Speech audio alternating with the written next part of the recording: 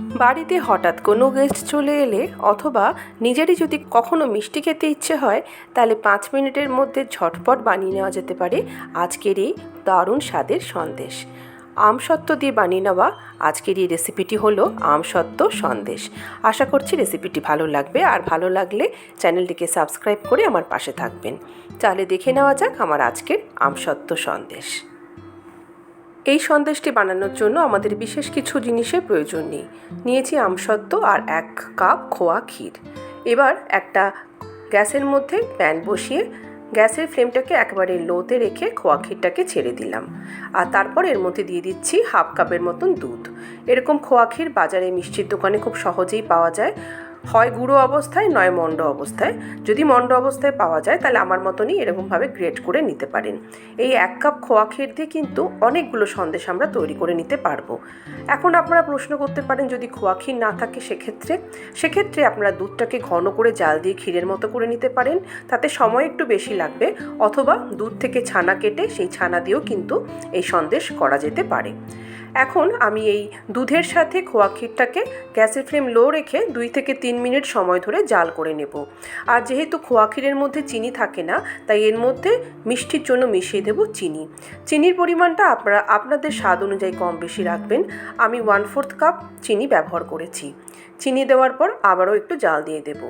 যেহেতু ক্ষীর মানে খোয়া ক্ষীর অলরেডি খুবই ঘন, তাই এক্ষেত্রে এটিকে বেশি সময় ধরে জাল দেওয়ার একদমই দরকার পড়বে না।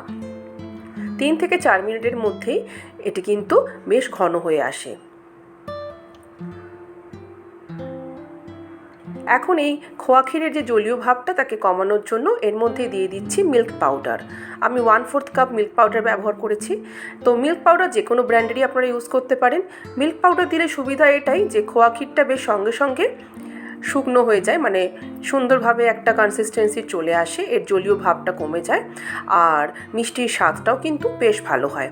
তো আমি খোয়া ক্ষীরকে এভাবে শুকনো করে দেখতেই পাচ্ছেন এরকম মন্ডের মতন করে নিয়েছি। এবার এটিকে ঠান্ডা করে নেব। যতক্ষণ এই খোয়া ক্ষীরটা ঠান্ডা হচ্ছে ততক্ষণ আমরা আমসত্ত্বটাকে তৈরি করে নেব। এখানে আমি 1 খণ্ড আমসত্ত্ব নিয়েছি। এবার আমসত্ত্বের যে পাতলা লেয়ারগুলো থাকে সেগুলো খুব সাবধানে ছাড়িয়ে আলাদা করে নিতে হবে। প্লেটের মধ্যে দেখতেই পাচ্ছেন আমরা প্রত্যেকটা আমসত্ত্বর লেয়ারকে এইভাবে সাবধানে ছাড়িয়ে নিচ্ছি।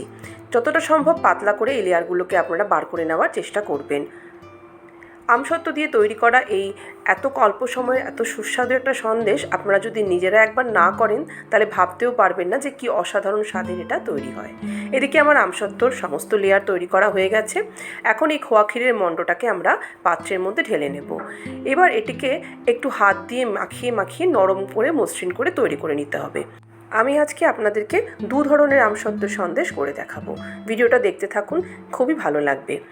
এখন এর মধ্যে অল্প একটু ঘি আমি নিয়ে নিচ্ছি। ঘিটা ফ্রিজে ছিল বলে বেশ শক্ত, তবে এই যে খোয়া ক্ষীরের মিশ্রণটা এটা হালকা গরম আছে, আর সেই গরম তাপেই ঘিটা কিন্তু গলে যাবে।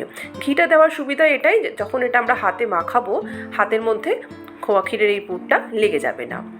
এখন আমাদের পুরোপুরি এই ক্ষীরের মণ্ডটা তৈরি হয়ে গেছে। এবার এটিকে আমরা রুটির মতো করে বেলে নেব। এরকম একটা বড় চপিং বোর্ডের উপরে একটা প্লাস্টিক বিছিয়ে নিলাম। এবার এর মধ্যে ক্ষীরের মণ্ডটাকে দিয়ে প্লাস্টিকটা উপর থেকে ঢাকা দিয়ে দিচ্ছি। এবার বেলনি চাকির যে বেলনিটা থাকে সেটা দিয়ে আমরা এটিকে ঠিক রুটির মতো করে বেলে নেব। উপরে প্লাস্টিকটা দেওয়ার ফলে এটা কিন্তু চট করে লেগে যাবে না বেলনিতে যখন আমরা এটিকে বেলছি। তো এইভাবে আমি ঘুরিয়ে ফিরিয়ে ভালোভাবে একটা গোল শেপ করে এটিকে বেলে নিলাম।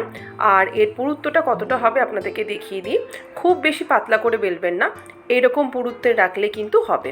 বেশি পাতলা করে বেললে এটি কিন্তু ফেটে যেতে পারে। এবার সাইড থেকে অল্প অল্প করে পোর্শন আমি একটু কেটে নিচ্ছি ছুরি দিয়ে করে, মোটামুটি এটিকে একটা চৌকোনো শেপ দিয়ে দিচ্ছি। তবে যে অংশগুলো আমি বাদ দিয়ে দিচ্ছি সেই অংশের খোয়া ক্ষীরটাও কিন্তু আমি কাজে লাগাবো, সেটা আমি ভিডিওর পরের অংশে আপনাদের দেখিয়ে দেবো। এখন আমরা ছাড়িয়ে রাখা আমসত্ত্বের পাতলা লেয়ার্সগুলোকে এইভাবে এই খোয়া ক্ষীরের তৈরি করা রুটির উপরে বসিয়ে দিচ্ছি। এমনভাবে বসাবো যাতে এর অনেকটা পোর্শনই আমসত্ত্ব দিয়ে ঢাকা হয়ে যায়। এখন খুব সাবধানে এটিকে রোল পাকিয়ে নিতে হবে। আপনারা একটু সাবধানে খেয়াল করুন যে আমি কিভাবে এই রোলটা পাকাচ্ছি। এই প্লাস্টিকের সাহায্যে এটিকে আমরা রোল পাকাচ্ছি। কখনোই আপনারা প্লাস্টিক ছাড়া হাত দিয়ে এটি রোল পাকাতে যাবেন না, তাহলে কিন্তু এত সুন্দর শেপ আপনারা দিতে পারবেন না। পুরোপুরি আমাদের এই সন্দেশের রোল তৈরি হয়ে গেছে। এখন এটিকে এই অবস্থাতেই ফ্রিজের মধ্যে 1 থেকে 1.5 ঘন্টা রেখে দেব সেট হওয়ার জন্য। অন্যদিকে যে খোয়া ক্ষীরটা আমাদের বেঁচে গেছিলো সেখান থেকে অল্প অল্প করে নিয়ে আমরা আমসত্ত্বের পাতলা লেয়ারের মধ্যে খোয়া ক্ষীরের এই লেয়ারটাকে ঢুকিয়ে বা পুরটাকে ঢুকিয়ে এভাবে রোল পাকিয়ে নিচ্ছি। তো এভাবেও কিন্তু আপনারা আরও এক ধরনের আমসত্ত্ব সন্দেশ বানিয়ে নিতে পারেন। এই আমসত্ত্ব সন্দেশটা বাজারে কিন্তু আমরা খেয়েই থাকি। ফিরে এসেছি 1.5 ঘন্টা পরে। এতক্ষণে আমাদের খোয়া ক্ষীরের এই রোলটা খুব ভালো সেট হয়ে গেছে। এবার আর কিছুই নয়, ছুরি দিয়ে পাতলা পাতলা করে এগুলোকে স্লাইস করে কেটে নিতে হবে। দেখুন, পাতলা করে কাটার পরে ভিতর থেকে সন্দেশটা কি সুন্দর দেখতে হচ্ছে, অসাধারণ লাগে এই সন্দেশটা। আর বিশ্বাস করা যায় না, মাত্র 1 কাপ খোয়া ক্ষীর দিয়ে আমরা এতগুলো সন্দেশ এত তাড়াতাড়ি বানিয়ে নিতে পারি। আপনারাও দেরি না করে চটপট এই আমসত্ত্ব দিয়ে সন্দেশ তৈরি করে বাড়ির সবাইকে অবাক করে দিন। আমার গ্যারেন্টি সবাই খেয়ে বলবে যে কিভাবে এটি বানিয়েছেন। যদি রেসিপিটি ভালো লাগে তাহলে চ্যানেলটিকে অবশ্যই সাবস্ক্রাইব করে নিন আজই। আর ভিডিওটিকে লাইক, কমেন্ট আর বন্ধু বান্ধব, আত্মীয় স্বজন সবার মধ্যে শেয়ার করুন। চাইলে এই সন্দেশটাকে আপনারা উপর থেকে এইভাবে পেস্তা কুচি দিয়েও ডেকোরেট করতে পারেন।